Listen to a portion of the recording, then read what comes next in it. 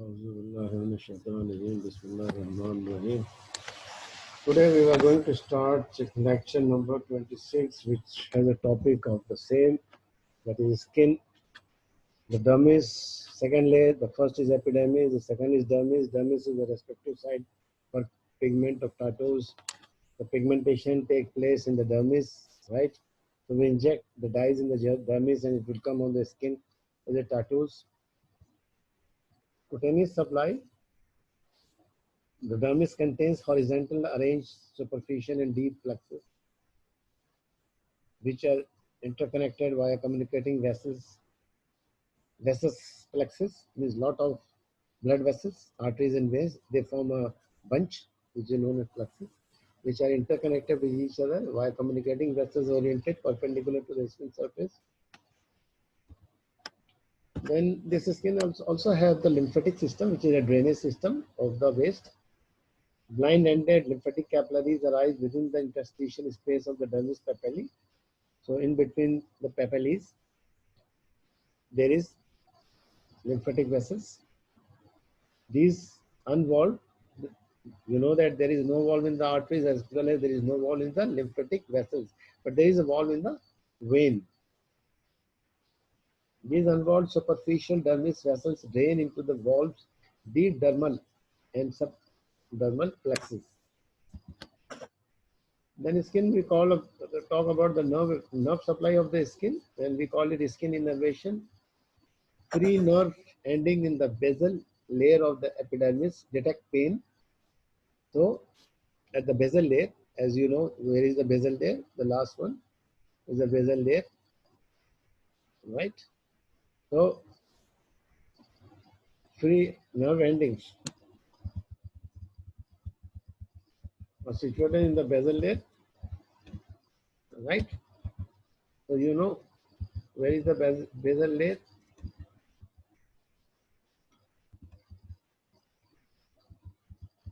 As I have shown you a figure initially. The first layer is strontium corneum, second is strontium granulosum, third is strontium spongulosum, and fourth base means from top to bottom. From your top skin, if you go into the bottom, where the dermis starts, there is a strontium bacillus, the basic layer, right? So skin nerve supply is present in the basal layer of the epidermis. Epidermis, we are talking about. There are four parts of the epidermis. The Merkel cells of the epidermis detect light touch. There is a cell. There are many cells with the name of Merkel cells, and these cells have a nerve ending which detects light touch, not the temperature, only the touch. Masonry's corpuscles also detect light touch. These are found in the dermal papillae and are most concentrated in the fingers. So in our fingers, under the skin, at the layer of the dermis, there is a cell known as Masonry's corpuscles. It will also detect light touch. See? And mostly concentrated in fingertips. On the tip of our finger, these nerve endings are there. Then Pacinian corpuscles are found deep within the dermis, even in the subcutaneous tissues. These structures detect pressure. So Pacinian corpuscles also present in the dermis, and they detect the pressure. If there is a pressure on your skin, these nerve ending will detect. Then we have got, after dermis, we have got hypodermis lower, basal, hypodermis or superficial fascia. Fibrous mesh filled with fat. It's a mesh like jali just jali mesh. Fibrous mesh filled with the fat connects the dermis to underlying layer of the deep fascia. So this hypodermis will connect with the deep fascia. Fat is absent in eyelids. On eyelid skin, there is no fat. Pinna of the ear, this hanging soft pinna in our ear, on the lower side.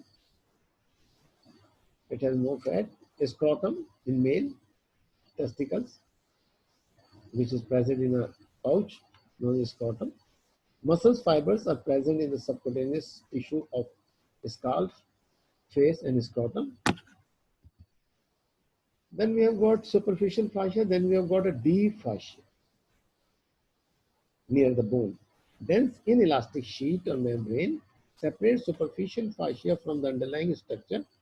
It either invests or binds structure, named according to the area of the body it covers.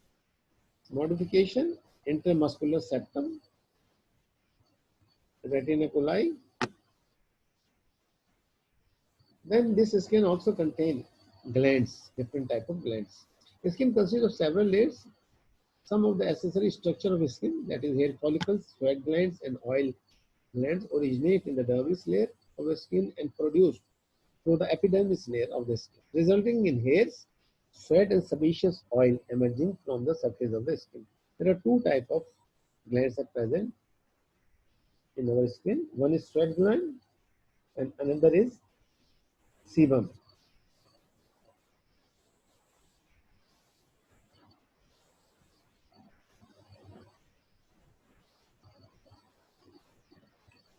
Which is oil emerging from the surface of the skin.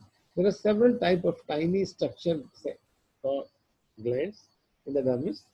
Different type of glands in the skin release different type of the biochemicals. Actually, the biochemicals.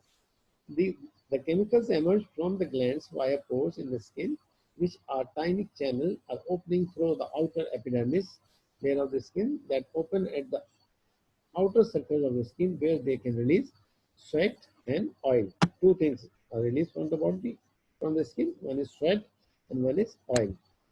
This is important for many reasons, including, for example, regulation of the body temperature via release and evaporation of the sweat and protection of the skin against the fungal and bacterial infection by sebum. There are millions of pores associated glands throughout the surface of the skin. Different areas of the skin part of the body have a different quantity and concentration of the different type of glands in the skin. How many different types of the glands are located in and associated with the skin? Some sources some sources say that there are only two types of glands in the skin: sweat gland, which is known as the sudoriferous gland, and oil gland, which is known as the sebaceous gland. Other sources list three types of glands in the skin. One is a sudoriferous glands, one is a sebaceous glands. Sudoriferous glands release the sweat, and sebaceous gland oil. And there is another gland which is present in our air, which is known as ceremonous gland, of which the latter is present only in the external auditory canal, that is outer air. Sebaceous gland is also known as the oil gland. Most are associated with the hair follicle. They secretes either into the neck of the hair follicle or directly into the surface of the skin via pore. Sebaceous glands are located over most of the surface of the skin, oblique body, but not in the palm of the hand or sole of the feet. So these sebaceous glands, hair glands, are not present in our sole and feet, palm, hand, sole, and feet. Sebaceous glands, these oil glands. Yes. Oil glands are not present in our palm, hand, and sole of the feet.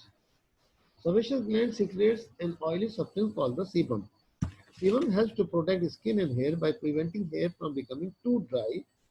So, sebaceous gland is responsible to maintain the shyness of the skin and protect from the dryness, and brittle preventing the skin from becoming too dry by preventing excessive evaporation of water from the surface of the skin. Hence, also help to keep the skin soft and effective, restricting the growth, oblique development of certain bacteria. So it also fight against the bacterial desecretions. They don't allow bacteria to enter into the body through these pores. The activity of sebaceous gland increases during and sometimes beyond teenage years, adolescence. The activity of the sebaceous gland is more, means more oil release on the skin. That's why their skins are more fresh as compared to the adult or old. Overactive sebaceous gland can result in the accumulation of the sebum in the glands and pores, causing the affected glands to become enlarged and appearance of the blackheads and other disturbances to the skin, commonly around on the face. So on the face, you will find the blackheads, which you remove while you go to the beauty parlor. They remove those blackheads. Blackheads are nothing but it's the accumulation of the oil and blocking the pores, and then they mix with the dust, and they take the shape of the blackhead, and you have to remove it. Then we come on the sudoriferous gland, which is a sweat gland. Different type. Apocrine glands, ducts open in the hair follicle. Acrine glands, duct terminated at a sweat pore at the outer surface of the epidermis.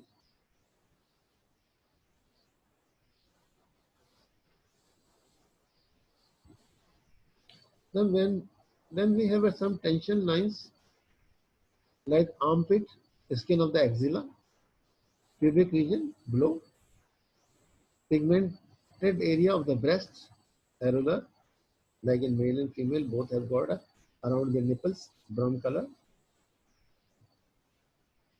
Then we have got acrine gland through the skin, except for margin of the lips. There is no acrine gland present at the margin of the lips. Eardrum inside the ear, nail beds under the nail of the finger and toe nails. Secretion. Sudoriferous gland secretes sweat, which is also called the perspiration. This sweat is a perspiration. Apocrine glands secrete a sticky viscous secretion, with the secretion from the acrine gland is thinner, watery by comparison. The main function of the secretion of sweat are to help regulate body temperature and to maintain, eliminate from the body some of the waste of metabolism, that is metabolic reaction.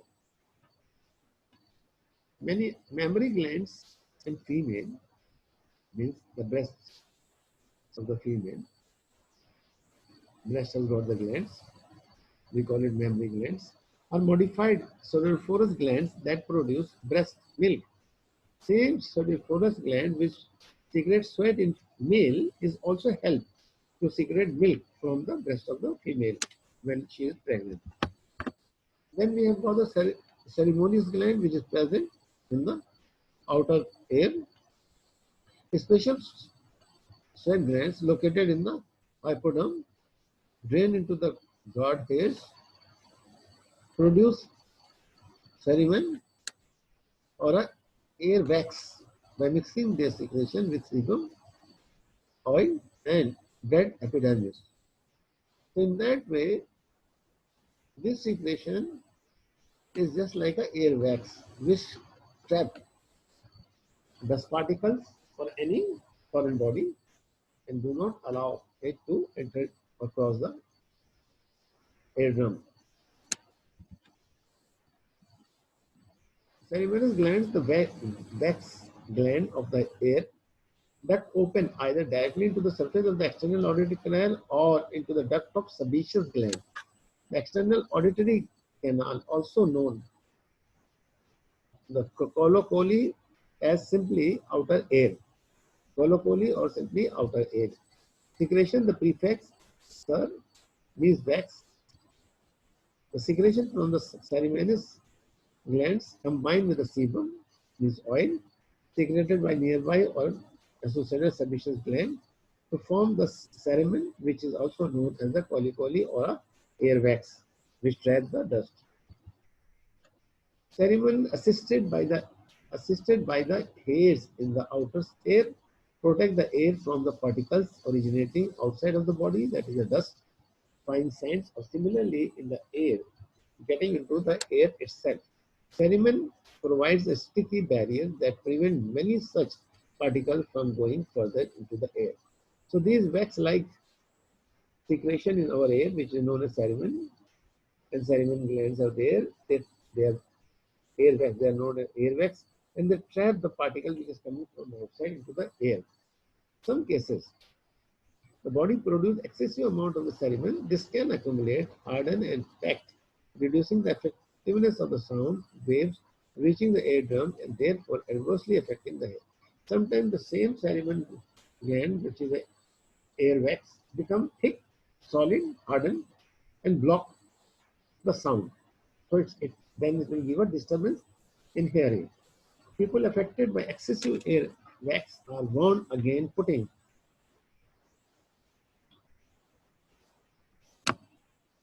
even soft object into the air to dislodge the air wax because this can cause further problems.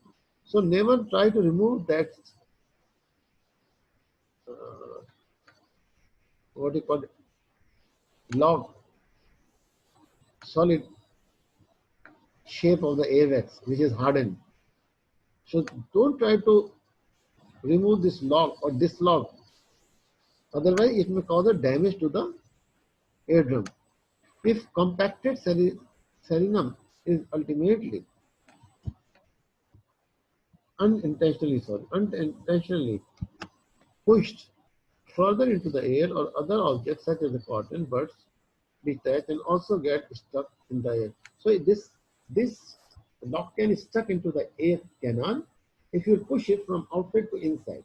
It's better to leave it like that, and when it will become soft, then you can remove it.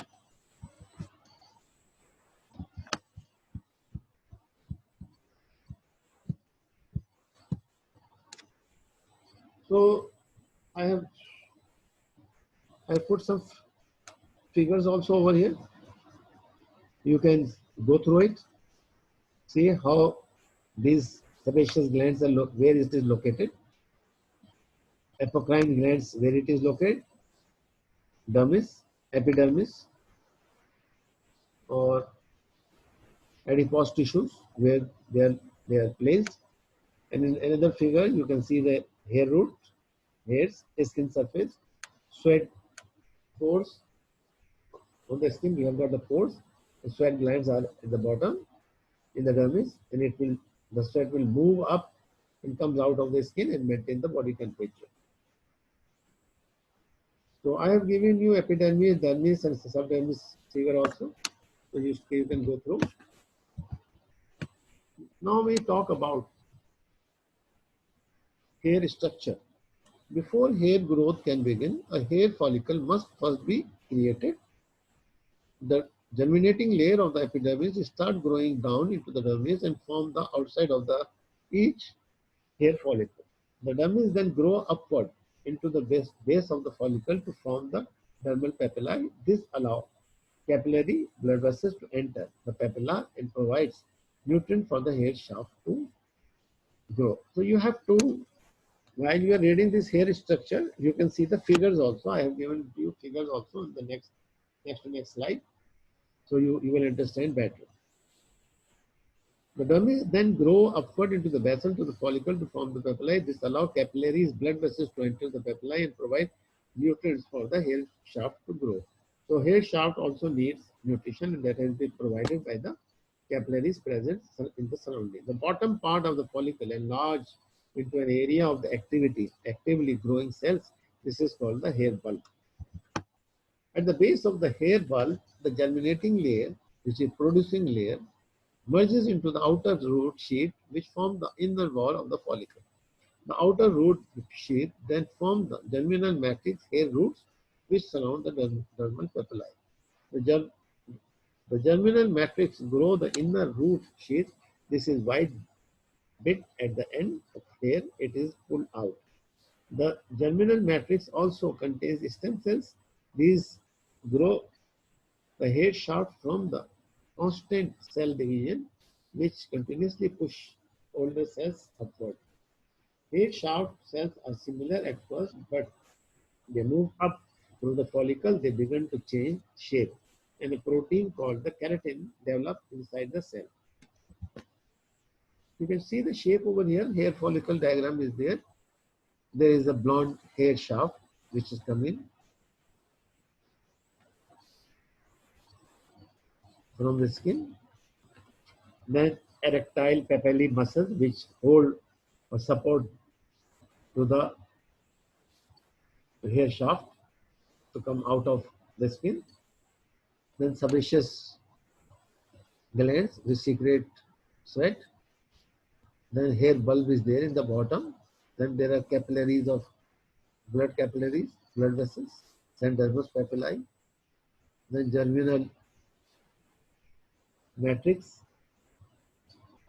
hair root.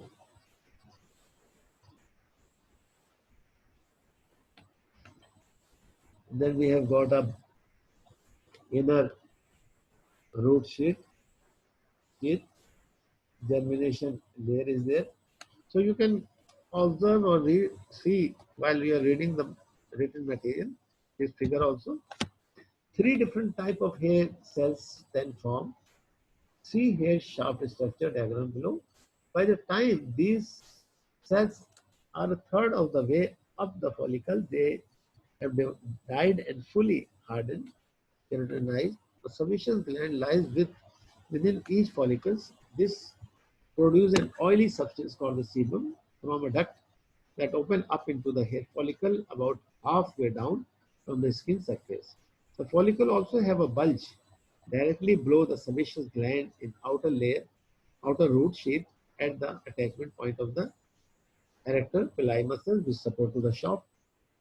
Bulge produce stem cells that regenerate the follicle during the next growth cycle.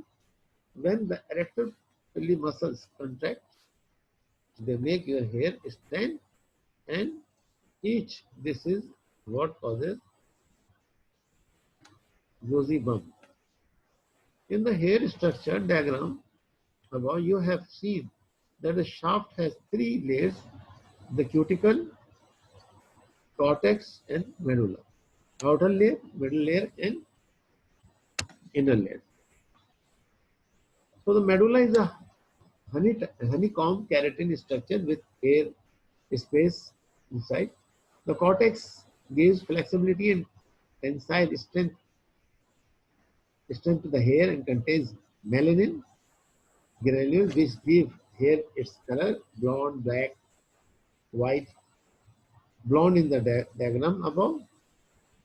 The cortex is made from tiny fibers of the keratin running parallel to each other along the length of the inner shaft as shown in the photo of split hair and above.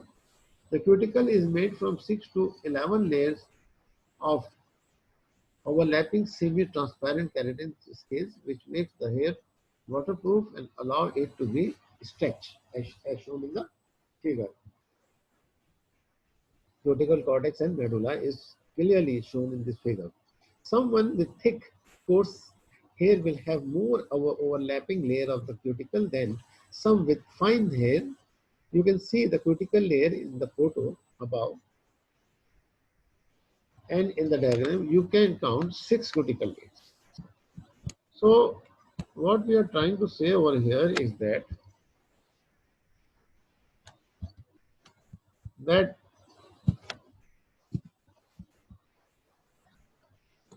hair follicle has got different layers.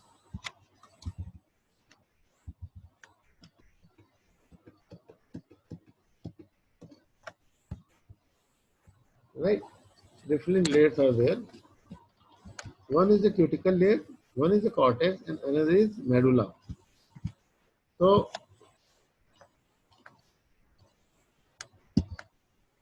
now this is all about the hair, and then we comes on the nail. Nail anatomy. It's a very clear picture. On the top, what we call the nail is a hyponychium, then nail plate, then nail bed, then cuticle, nail fold, and matrix. Nail plate. What is nail plate? As we have talked about the nail plate on the top. Most visible and functional part, hardened keratin plates sites on the slides across the nail, 100 layer of the nail cells, free edge extend over tip of the finger and toes, nail bed. You can see the nail bed also over here, which is reddish in color. Living skin on which the nail plate sits. So nail plate is positioned on the nail bed. Richly supplied with the blood, that's why it's red. Pinkish area supplies with the nerve. Nerve is also there, it's a very painful. Then bed epithelium, thin layer of the tissues attach the nail plate to the nail bed, helps guide nail plate along bed as it grows. Matrix, natural layer is formed, contains nerve, limbs, and blood vessels to nourish cells, create new cells as long as healthy, extend under the nail, fold at base of the nail to nail plate. Lunola, lighter color, shows the true color of the matrix. Growth can be affected, poor health, nail disorders, or disease is present. Injury to matrix. Here is on another figure, you can see lanula, free edge, nail plate, epinochium, nail fold, matrix, bone, and nail bed. It's very clear picture. Cuticle. That colorless tissue attached to the plate seal the space between the natural plate and living cell skins above, prevent injury and infection. Eponychium, living skin at base of the nail plate covering the matrix area. Cuticle is dead tissues. Eponychia is living tissues. Legally, we cannot cut. Hyponychium, slightly thickened layer of the skin underneath the free edge, creates seal under nail plate to prevent microorganisms from invading and infecting nail bed. Special ligaments are also present in the nail. Tough band of the fibrous and connective bones or hold an organ in the place. Especially alignment attach nail beds and matrix to the underlying bone. These ligaments attach nail bed with the bone. Nail fold of the normal skin that surrounds nail plate form the nail grooves. Nail grooves slide or furrow on side of the nail on which it moves as it grows. Side walls, lateral nail bed folds, fold of skin overlapping the side of the nail.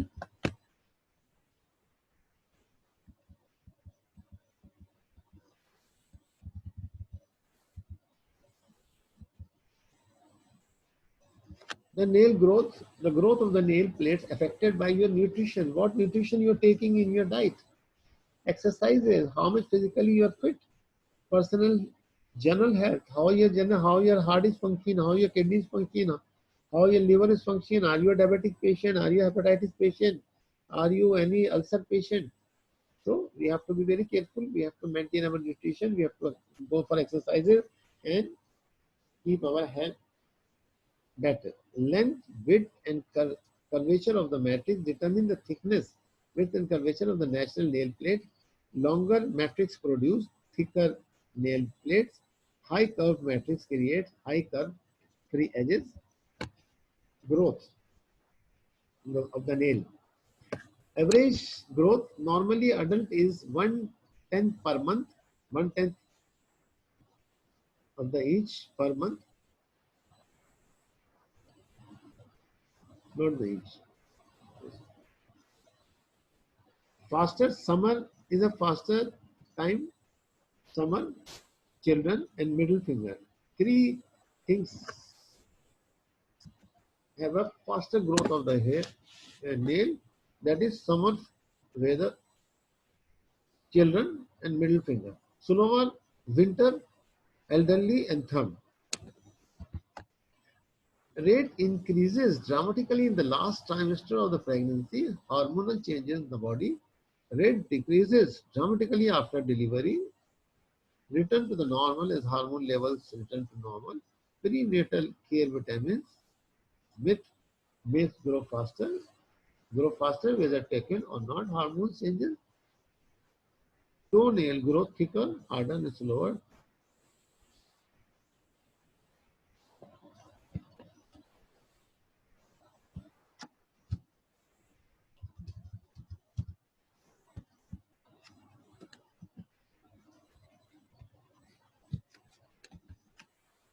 Nail malformation.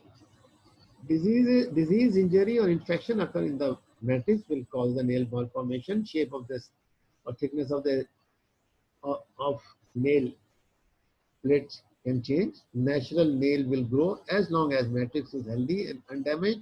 Replacement natural finger 4 to 6 months. Replacement natural toenails 9 to 12 months. Nails are not shed automatically or periodically as does the hair. Now your nail, different shape of the nail is shown in the figure. Trapezoid shape, olive shape, date shape, circumflex shape, arch shape, tabular shape, concave shape, convex shape, square shape, angular shape, narrow shape, fairy shape, ruled shape, acorn shape, flat shape, or arch shape. This is all about this lecture, and I would request you to go through, read it, and if you find any difficulty, you can contact me anytime. Thank you very much.